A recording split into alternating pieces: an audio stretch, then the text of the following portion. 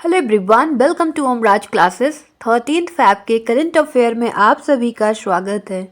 First question is who has been appointed as director in the department of sports.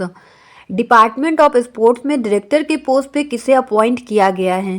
First option Deepak Mathew, second option Vinay Bansal, third option Sandeep Rewaji Rathore and fourth option Sachin Kumar Yadav.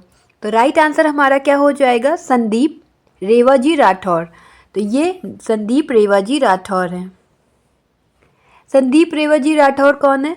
IAS officer हैं, 2009 batch के और कौन से cadre से belong करते हैं? Tripura. Appoint किया गया है क्या? Director in the department of sports. Department of sports में डायरेक्टर पोस्ट पे अपॉइंट किया गया है। कितने टाइम पीरियड के लिए? 5 ईयर्स के लिए। और विनय बंसल कौन है? आईआरएस है, 2011 बैच के और इनको अपॉइंट किया गया है फाइनेंशियल एडवाइज़र। कहाँ पर? National Company Law Tribunal NCLT में। और ये कौन से मिनिस्ट्री के अंतर्गत आती है? Ministry of corporate affairs. और कितने टाइम पीरियड के लिए अपॉइंट किया गया है? 5 ईयर्स के लिए। Right. Next question, consider the following statements. First statement is India is the first largest fish producing country in the world. दुनिया का पहला सबसे बड़ा मछली उत्पादक देश भारत है। Second statement, fish production in India is more than 184 lakh tonne इन 2023-24। भारत में 2023-24 में मछली उत्पादन 184 लाख टन से अधिक है। Select the correct answer from the codes given below. First option neither 1 nor 2, second option both 1 and 2 and third option only 1, fourth option only 2. तो हमारा राइट आंसर क्या हो जाएगा? तो India is the first largest fish producing country in the world. No, first नहीं है, second है। तो हमारा फर्स्ट स्टेटमेंट क्या हो गया? रॉन्ग। और करेक्ट स्टेटमेंट पूछा गया है। एंड सेकंड स्टेटमेंट क्या कहता है कि फिश का जो प्रोडक्शन है इंडिया में कितना अधिक हुआ है 2023-24 में 184 लाख टन। तो हमारा सेकंड स्टेटमेंट जो है वो करेक्ट है। तो राइट आंसर क्या हो जाएगा? ओनली 2। तो लोकसभा में सप्लीमेंट्री क्वेश्चन का रिप्लाई देते समय राजीव रंजन सिंह ने कहा कि इंडिया जो है सेकेंड लार्जेस्ट कंट्री बन गया किसमें? फिश प्रोडक्शन में। और ये किस वजह से हो पाया है? क्योंकि फाइनेंशियल एंड टेक्निकल सपोर्ट्स दिया गया है फार्मर्स को। और ये भी बताया गया कि 126% ग्रोथ इस गवर्नमेंट के अंदर देखने को मिली है। और राजीव रंजन सिंह जी कौन है? Fisheries, animal husbandry and dairying minister है। राइट। और 2013 से 14 में जो फिश प्रोडक्शन है वो कंट्री का कितना है? 95.7 लाख टन था। वहीं पर 2023 और 24 में प्रोडक्शन कितना? 184 लाख टन एनुअली है। और ऑफ सीजन के दौरान जब 2-3 महीने का ऑफ सीजन होता है उस समय 1500 रुपये दिया जाता है। और यहाँ पर प्रधानमंत्री मत्स्य संपदा योजना के बारे में भी बात की गई। ये फिश के प्रोडक्शन में कितना मेन रोल प्ले करते हैं। Right. Next question, given below are two statements. One is labeled as assertion A and other as region R. नीचे दो कथन दिए गए, एक को अभिकथन A और दूसरे को कारण R कहा गया है। Assertion है 3 Indian computer science students from New Delhi won the bronze award at the Global Best MGov Award 2025 during the World Government Summit WGS in Dubai. तो नई दिल्ली के 3 भारतीय कंप्यूटर विज्ञान विद्यार्थियों ने दुबई में विश्व सरकार शिखर सम्मेलन में वैश्विक उत्कृष्ट MGov पुरस्कार 2025 में कांस्य पुरस्कार जीता। एंड रीजन है the MGov award and GovTech award are prestigious annual honours presented by the Indian government as part of the World Government Summit. The MGov award and GovTech award विश्व सरकार शिखर सम्मेलन के हिस्से के रूप में भारत सरकार द्वारा प्रदान किए जाने वाले प्रतिष्ठित वार्षिक पुरस्कार हैं। Choose the correct answer from the code given below. नीचे दिए गए कोड से सही उत्तर का चयन करना है। फर्स्ट ऑप्शन है both A and R true and R is correct explanation of A. Second option both A R true but R is not correct explanation of A. Third option A is true but R is false and fourth is A is false but R is true. तो हमारा right answer क्या हो जाएगा? Assertion में कहा गया कि 3 Indian computer science student हैं। कहाँ के? न्यू दिल्ली के। उन्होंने क्या जीता है? Bronze award. कहाँ पर? ग्लोबल बेस्ट MGov अवार्ड 2025 में। और ये किसके दौरान हुआ? वर्ल्ड गवर्नमेंट समिट कहाँ पर हुआ? ये दुबई में। तुम्हारा फर्स्ट असर्शन जो है वो करेक्ट है। और रीजन में बोला गया कि एम गाओ अवार्ड जो है और गाओ टेक अवार्ड जो है ये प्रेस्टिजियस एनुअल ऑनर्स है जो प्रेजेंट किया जाता है इंडियन गवर्नमेंट के द्वारा। ये इंडियन गवर्नमेंट के द्वारा नहीं किया जाता है, यूनाइटेड अरब अमीरात के गवर्नमेंट के द्वारा किया जाता है। तुम्हारा रीजन रॉन्ग है, तो राइट आंसर क्या हो जाएगा? A is true but R is false. तो ये 3 विनर्स हैं जिनको ब्रॉन्ज अवार्ड दिया गया।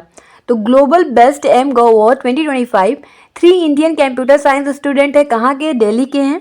ब्रॉन्ज अवार्ड दिया गया कहाँ पर? ग्लोबल बेस्ट एम गो अवार्ड 2025 में। किसके दौरान? वर्ल्ड गवर्नमेंट समिट के दौरान दिया गया। कहाँ पर हुआ? ये दुबई में हुआ। और ये जो अवार्ड है ये मोबाइल सरकारी सेवाओं और सामाजिक प्रगति को आगे बढ़ाने वाले नवीन तकनीकी समाधानों को मान्यता देता है, रिकग्नाइज करता है innovative technological solution advancing mobile government services and societal progress, right. कितना कैश प्राइस दिया गया? $10,000 दिया गया। और किसके द्वारा? मंसूर बिन जायद अल नहयान के द्वारा दिया गया। ये वाइस प्रेसिडेंट है, कहाँ के? यूनाइटेड अरब अमीरात के हैं। और विनिंग टीम में सागर तियोतिया क्या थे? टीम लीड कर रहे थे। अभिनव मिश्रा एंड अनुष्का सिंह थे। ये तीनों 4th सेमेस्टर कंप्यूटर साइंस के स्टूडेंट्स हैं, कहाँ के? Maharaja Agrasen institute of technology Delhi के। और इन्हें रिकग्नाइज किया गया इनके एप्लीकेशन एक्सेस बे के लिए। और ये जो ऐप है प्रमोट करता है independence by offering personalised route planning with augmented reality overlays and real time voice assistant for कौन से यूजर्स के लिए? विजुअली इम्पेयर्ड यूजर्स के लिए, राइट। और एम गाओ अवार्ड एंड गाओ टेक अवार्ड जो है ये प्रेस्टिजियस एनुअल ऑनर्स है जो प्रेजेंट किया जाता है यूएई गवर्नमेंट के द्वारा। और ये किसका पार्ट है? वर्ल्ड गवर्नमेंट समिट का पार्ट है, राइट। जब भी कोई इंटरनेशनल न्यूज आपके सामने आए तो उसमें इन्वॉल्व कंट्री का सीसीपीपी आपको याद होना चाहिए। तो यूनाइटेड अरब अमीरात का कैपिटल क्या है? आबू धाबी है। और लार्जेस्ट सिटी क्या है? दुबई है। करेंसी क्या है? यूएई दिरहम। ऑफिशियल लैंग्वेज अरेबिक है। एंड प्रेसिडेंट मोहम्मद बिन जायद अल नहयान है। एंड प्राइम मिनिस्टर मोहम्मद बिन राशिद अल मखदूम है। एंड इंडिपेंडेंस कब मिली यूनाइटेड किंगडम से? 2 दिसंबर 1971 को मिली। और ये यूनाइटेड अरब अमीरात का क्या है? एम्बलम है। और ये फ्लैग है। और ग्लोब में यहाँ पर है और मैप में यहाँ पर है United Arab Emirates, right. Next question, where was Thai Pusam festival celebrated recently? हाल ही में थाई पुषम त्यौहार कहाँ मनाया गया है? First option Kerala, second option Telangana, third option Tamil Nadu and fourth option none of the above. Right answer हमारा हो जाएगा तमिलनाडु। थाई पुषम फेस्टिवल जो है वो सेलिब्रेट किया जाता है with traditional fervour and gaiety in the Murugan temple in Tamil Nadu and the festival is also celebrated all over the world where Tamils are living. तो तमिलनाडु के मुरुगन मंदिरों में थाई पुषम त्यौहार पारंपरिक उत्साह और उल्लास के साथ मनाया गया। और इस त्यौहार में लोग भगवान मुरुगन को चढ़ाने के लिए कौड़ी अट्टम और पाल कौड़ी दूध के बर्तन ले जाते हैं। और प्यूरिफिकेशन प्रोसेस में जो डिवोटी हैं वो अपने जीभ में, गाल में, त्वचा में, टंग, चीक्स एंड स्किन्स में बेल स्कूप भी चुभोते हैं। इस फेस्टिवल को प्रोमिनेंटली कहाँ मनाया जाता है? Neighbouring countries like Sri Lanka, Malaysia, Singapore, South East Asian countries and also in the US and UK, right. And festival falls on the full moon day of the Thai month in the Tamil calendar. तो ये जो त्यौहार है Tamil calendar में Thai महीने की पूर्णिमा के दिन पड़ता है और इस बार Feb 11 था। और important list of Indian festival देख लेते हैं, ये हमारे पेपर में पूछा भी जाता है। तो आंध्र प्रदेश में कौन सा फेस्टिवल मनाया जाता है? दशहरा, उगाड़ी, दीकन फेस्टिवल, ब्रह्मोत्सवम। एंड अरुणाचल प्रदेश में रे, भूरी, बूट, मयोको, ड्री, पोंगटो, लोसार, मुरुंग। सोलांग, मोपिन, मोनपा फेस्टिवल। तो मोनपा इम्पॉर्टेंट है, लोसार भी इम्पॉर्टेंट है और मुरुंग और सोलांग भी। और असम में अम्बुबाची इम्पॉर्टेंट है, भोगाली बिहू होता है, बैसाखी होता है और देहिंग पटकई भी होता है, ये भी इम्पॉर्टेंट है। और बिहार में छठ पूजा एंड बिहुला होता है। तो बिहुला पूछा जा सकता है कहाँ पे होता है? तो बिहार में होता है। और छत्तीसगढ़ में माघी पूर्णिमा और बस्तर दशहरा होता है। और गोवा में सनबर्न फेस्टिवल होता है और लाडिन एंड मांडो होता है। गुजरात में नवरात्रि, जन्माष्टमी, कच्छ उत्सव और उत्तरायण होता है। और हिमाचल प्रदेश में राखाधुमनी गोची फेस्टिवल होता है। हरियाणा में बैसाखी होता है। जम्मू कश्मीर का फेस्टिवल हर नौमी और छरी और बहु मेला और दोस मोते। और झारखंड में क्या होता है, करम उत्सव, होली, रोहिणी, टूसू। और कर्नाटका का फेस्टिवल क्या है, मैसूरो, दशहरा एंड उगाड़ी। और केरला का ओनम, विशु, अट्टुगल पोंगल। और पोंगल कहाँ पे होता है, तमिलनाडु में। अट्टुगल पोंगल कहाँ पर होता है, केरला में। और मध्य प्रदेश में लोक रंग उत्सव और तेजाजी और खजुराहो फेस्टिवल। और मेघालय में नोंगक्रेम फेस्टिवल, खासी फेस्टिवल, वोंगला और साजिबू चेरियुबा। एंड महाराष्ट्र के फेस्टिवल की बात करें तो गणेश उत्सव और गुड़ी पाड़वा। और मणिपुर में योशांग पोरांग एंड चवांगकुट। और मिजोरम में चाप चारकूट फेस्टिवल, ये आपके एग्जाम में आया भी है। और नागालैंड में हॉर्नबिल फेस्टिवल सेलिब्रेट किया जाता है और मौसू फेस्टिवल। और उड़ीसा में रथ यात्रा, रज पर्व और नुआखाई फेस्टिवल होता है। और पंजाब में लोहड़ी और बैसाखी। और राजस्थान की बात करें तो गंगौर, तीज और बूंदी फेस्टिवल होता है। और सिक्किम में लोसार और सागा दावा। और तमिलनाडु में पोंगल, थाई पुषम और नत्यांजलि फेस्टिवल होता है। और तेलंगाना में बोनालू और बथुकम्मा। और त्रिपुरा में खर्ची पूजा होता है। और वेस्ट बंगाल में दुर्गा पूजा। उत्तराखंड में गंगा दशहरा होता है। उत्तर प्रदेश की बात करें तो रामनवमी, गंगा महोत्सव, नवरात्रि एंड खिचड़ी, ये फेमस फेस्टिवल हैं जो आपके एग्जाम में पूछ भी लिए जाते हैं। Next question, with reference to the World Bank logistic performance index 2023 which of the following statement is are correct. तो वर्ल्ड बैंक इशू करता है लॉजिस्टिक परफॉर्मेंस इंडेक्स, तो उसके रिगार्डिंग में स्टेटमेंट दिया गया है और पूछा गया है क्या है करेक्ट आंसर। तो first statement, according to the World Bank logistic performance index 2023 India is rank 21st in the international shipment category. तो विश्व बैंक के लॉजिस्टिक परफॉर्मेंस इंडेक्स 2023 में भारत की अंतर्राष्ट्रीय शिपमेंट श्रेणी में रैंकिंग 21वीं है। And second statement, India secured 38th overall in the logistic performance index score. Bharat ने समग्र लॉजिस्टिक प्रदर्शन सूचकांक स्कोर में 38वां स्थान प्राप्त किया है। Select the correct answer from the codes given below. First option neither 1 nor 2, second option only 2, third option both 1 and 2 and fourth option only 1। तो राइट आंसर हमारा क्या हो जाएगा। तो वर्ल्ड बैंक जो इशू करता है लॉजिस्टिक परफॉर्मेंस इंडेक्स, उसमें इंडिया का स्थान क्या है, 2023 की बात करें तो इंडिया का स्थान क्या है 21st। तो 21st नहीं है, 22nd है। तो हमारा first statement wrong.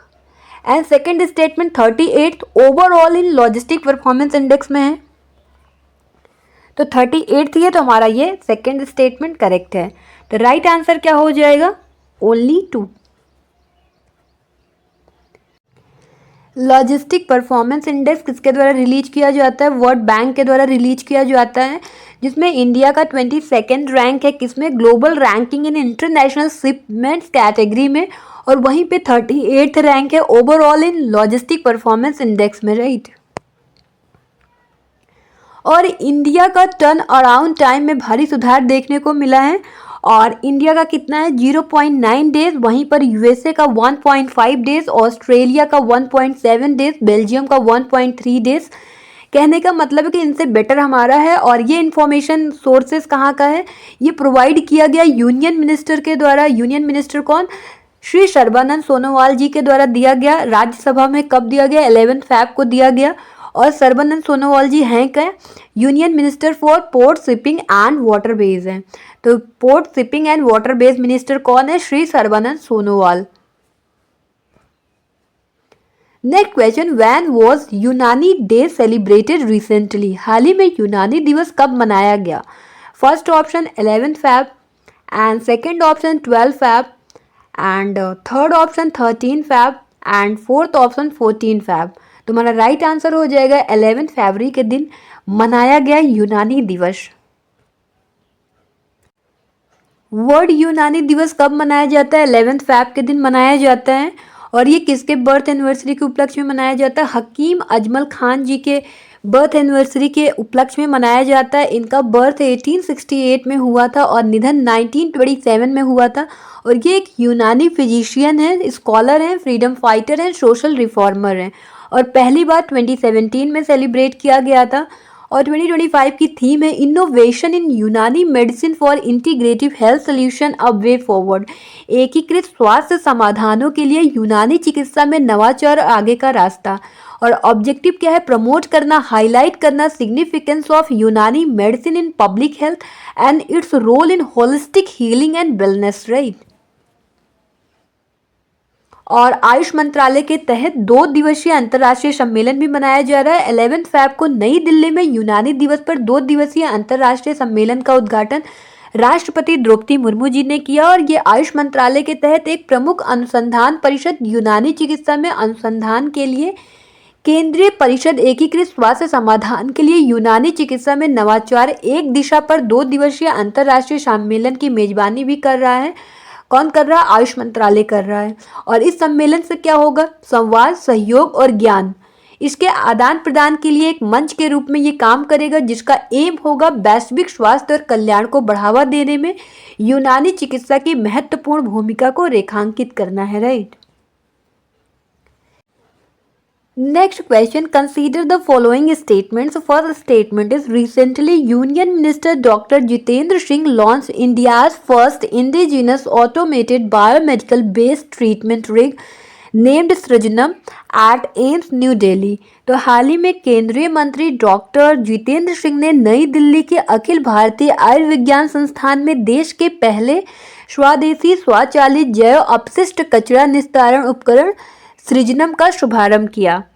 Second statement, the rig neutralise foul odour imparting a pleasant fragrance to otherwise toxic waste. तो सृजनम उपकरण दुर्गंध को भी बेअसर करता है और विषाक्त अपशिष्ट को सुखद सुगंध प्रदान करता है। Select the correct answer from the codes given below. First option neither 1 not 2, second option only 2, third option both 1 and 2 and fourth option only 1। तुम्हारा राइट आंसर क्या हो जाएगा? फर्स्ट, डॉक्टर जितेंद्र सिंह जी ने लॉन्च किया इंडिया का पहला indigenous automated biomedical based treatment rig named Srijanam. तो ये हमारा करेक्ट है और सेकंड भी हमारा करेक्ट है। सृजनम उपकरण जो है दुर्गंध को बेअसर करता है। तो हमारा राइट आंसर हो जाएगा बोथ 1 and 2। तो इंडिया का पहला indigenous automated biomedical based treatment rig उसका नाम क्या है? सृजनम है। तो किसके द्वारा लॉन्च किया गया? Union minister doctor Jitendra Singh ji के द्वारा किया गया। और ये कब किया गया? 11 फरवरी को किया गया। कहाँ पर किया गया? एम्स दिल्ली में किया गया। और ये डेवलप किसके द्वारा किया गया है? CSIR national institute for interdisciplinary science and technology NIIST in Thiruvananthapuram, right. और यहाँ पर जितेंद्र सिंह जी के द्वारा कचरे से कंचन बेस्ड टू वेल्थ की बात की गई। इस पे एम्फेसाइज किया गया सस्टेनेबिलिटी एंड इन्वायरमेंटल कंसर्न के लिए। और अब इंडिया जो है फ्रेजाइल 5 से फर्स्ट 5 में एंटर कर चुका है, ये सब भी यहाँ पर बताया गया। तो सृजनम रिग जो है design to disinfect pathogenic biomedical based including blood, urine, sputum and laboratory disposable without relying on costly and energy intensive incinerators. Means जो महंगे और ऊर्जा गहन भस्मक पर निर्भरता के बिना रक्त, मूत्र, थूक और प्रयोगशाला डिस्पोजेबल सहित रोगजनक बायोमेडिकल अपशिष्ट को कीटाणु रहित करने के लिए डिजाइन किया गया है। किसको? सृजनम उपकरण को। और ये उपकरण जो है न्यूट्रलाइज करता है फॉल ऑर्डर को और इम्पार्ट करता है प्लीजेंट फ्रैग्रेंस किसमें? टॉक्सिक वेस्टेज में। और ये डेली कैपेसिटी ऑफ 400 kg में कितना है इसका केपेबल हैंडल करने का? 10 kg of degradable medical waste per day. कब? इनिशियल फेजेस में, right. Next question, with reference to the 4th India UK energy dialogue which of the following statement is are correct? First statement is the 4th India UK energy dialogue was held in Bengaluru. चौथा, Bharat UK ऊर्जा संवाद बेंगलुरु में आयोजित किया गया। And second statement, the energy minister of India and the UK announce the launch of phase 2 of the ASPIRE programme. तो भारत और UK के ऊर्जा मंत्रियों ने एस्पायर कार्यक्रम के फेज 2 का लॉन्च किया? Select the correct answer from the codes given below. First option neither 1 nor 2, second only 2, third both 1 and 2 and fourth only 1। तो राइट आंसर हमारा क्या हो जाएगा? Fourth India UK energy dialogue जो है वो कहाँ पर हेल्ड हुआ? बेंगलुरु में नहीं हुआ, न्यू दिल्ली में हुआ। तो हमारा राइट आंसर क्या हो जाएगा? फर्स्ट स्टेटमेंट रॉन्ग हो गया और सेकंड स्टेटमेंट हमारा करेक्ट है। तो राइट आंसर क्या हो जाएगा? ओनली 2। तो fourth India UK energy dialogue advancing India's energy transition New Delhi में और कब हेल्ड हुआ? 10 Feb के दिन हुआ। और फेज 2 में India UK bilateral accelerating smart power and renewable energy in India ASPIRE programme announce किया गया। एस्पायर का फुल फॉर्म क्या है? Accelerating smart power and renewable energy. तो fourth India UK energy dialogue कब हुआ? 10 Feb के दिन। कहाँ हुआ? न्यू दिल्ली में हुआ। और को चेयर किसने किया? श्री मनोहर लाल खट्टर। ये क्या है? Union minister of power and housing and urban affairs of India है। एंड मिस्टर ईड मिलीबन कौन है? सेक्रेटरी हैं कहाँ के? Energy security and net zero for UK के। और इसका मेन ऑब्जेक्टिव क्या है? रिव्यू करना progress in energy sector and reaffirm commitment to a sustainable resilient and inclusive energy future, right. Main topic रहा advancing energy transition and economic growth together और ensure करना affordable and clean energy सभी के लिए, access for all. And main area की बात करें तो energy security and sustainable development रहा and power distribution sector reforms, industrial energy efficiency, decarbonisation and electric mobility रही। New opportunities in energy storage, green data centre and offshore wind, right. And major announcement जो किया गया, launch of phase 2 of India UK bilateral ASPIRE programme and establish किया जो है UK India offshore wind task force and recognition of the importance of power market regulation को दिया जाए, recognise किया जाए। And continuation of the power sector reform programme and proposal भी दिया गया, न्यू टास्क बिटवीन यूके की office of gas and electricity markets Ofgem और इंडिया की क्या है? India central electricity regulatory commission CERC under the UK partnering for accelerating climate change UK pact. तो UK pact के तहत ऑफजेम एंड CERC के बीच नई कार्यबल की प्रस्तावना रखी गई, प्रपोजल रखा गया। और CERC का फुल फॉर्म क्या है? Central electricity regulatory commission. और ऑफजेम का फुल फॉर्म क्या है? Office of gas and electricity market. और ऑफजेम यूके का है और CERC कहाँ का है? इंडिया का है। और इसका कंक्लूजन क्या निकलता है? Launch of the best practices compendium of industrial energy efficiency, decarbonisation and pathways for energy efficiency and decarbonisation in Indian aluminium sector, right. Next question, which superbug defense mechanism was discovered by the IIT Roorkee team recently? IIT Roorkee की team ने हाल ही में किस superbug का रक्षा तंत्र खोजा है? First option Staphylococcus aureus, second option Acinetobacter baumannii and third option Escherichia coli and fourth option Pseudomonas aeruginosa. तो राइट आंसर हमारा हो जाएगा एसिंटोबैक्टर बोमनाई। तो आईआईटी रुड़की टीम ने खोजा है क्या? सुपर बग डिफेंस मैकेनिज्म क्या बूस्ट करने के लिए न्यू ट्रीटमेंट किसका? और ये रिपोर्ट कहाँ पर पब्लिश की गई? जर्नल एम बायो में। और इस सुपर बग का नाम क्या है? एसिंटोबैक्टर बोमनाई। और ये डिस्कवरी हुई इसकी किस चीज़ की? Regulation of super bugs virulent and antibiotic resistance mechanism. तो सुपर बग की विषाणु और एंटीबायोटिक प्रतिरोध तंत्र को नियंत्रित करने का तरीका यहाँ पर डिस्कवर किया गया। तो इसमें मेन फाइंडिंग्स क्या निकली? तो यूज किया गया टाइप 6 सिक्रेशन सिस्टम को किसमें? अटैक करने के लिए कॉम्पीटिंग मैक्रोब पर। और स्मॉल आरएनए मॉलिक्यूल एवियस R28 इन्फ्लुएंस किया बाय मैग्नीज लेवल, रेगुलेट किया T6SS एक्टिवेशन को and high manganese level cause किया एवियस R28 जो बाइंड किया टू TSSM जीन को एंड रिक्वायर्ड किसके लिए रहा? T6SS जो प्रिवेंट करेगा इसके एक्टिवेशन को। एंड टारगेटिंग एवियस R28 could disturb super bug regulatory system making it more susceptible to antibiotics, right. अब इसका सिग्निफिकेंस क्या रहा? New treatment strategies and development of novel drugs against multi drug resistance infections. तो नया उपचार जो है दृष्टिकोण और मल्टी ड्रग प्रतिरोधी संक्रमणों के खिलाफ नए दवाओं का विकास है। Next question, where will the international women's football tournament cup be played. अंतर्राष्ट्रीय महिला फुटबॉल टूर्नामेंट कप कहाँ खेला जाएगा। First option Paris, second option Lebanon, third option Hyderabad and fourth option Kathmandu. तुम्हारा राइट आंसर क्या हो जाएगा, Kathmandu. All Nepal Football Association के अकॉर्डिंग टूर्नामेंट जो है वो 17 फ़ैब टू 24 फ़ैब के बीच में खेला जाएगा और ये 4 कंट्रीज़ के बीच में होगा। First Nepal, Kyrgyzstan, Myanmar and Lebanon के बीच में होगा और ये टूर्नामेंट जो है वो ऑर्गेनाइज किया जाएगा त्रिपुरेश्वर बेस्ड दशरथ स्टेडियम में, जो कहाँ पर है, काठमांडू में है और इसके लिए टिकट सेलिंग चल रही है, राइट। अब रहा क्वेश्चन, आपको अपना कॉन्सेंट्रेशन चेक करने के लिए इसका आंसर आपको कमेंट बॉक्स में देना है। क्वेश्चन है, what is India's global ranking in the international shipment categories as per the logistic performance index LPI 2023। तो लॉजिस्टिक परफॉर्मेंस इंडेक्स LPI 2023 के अनुसार अंतरराष्ट्रीय शिपमेंट श्रेणी में भारत की वैश्विक रैंकिंग क्या है। First option 22nd, second option 38th, third option first and fourth option 10th। इसका राइट आंसर कमेंट बॉक्स में करना है आपको। और आज के लिए बस इतना ही, मिलते हैं फिर किसी न्यू सेशन में, तब तक के लिए बाय बाय, थैंक यू, जय हिंद।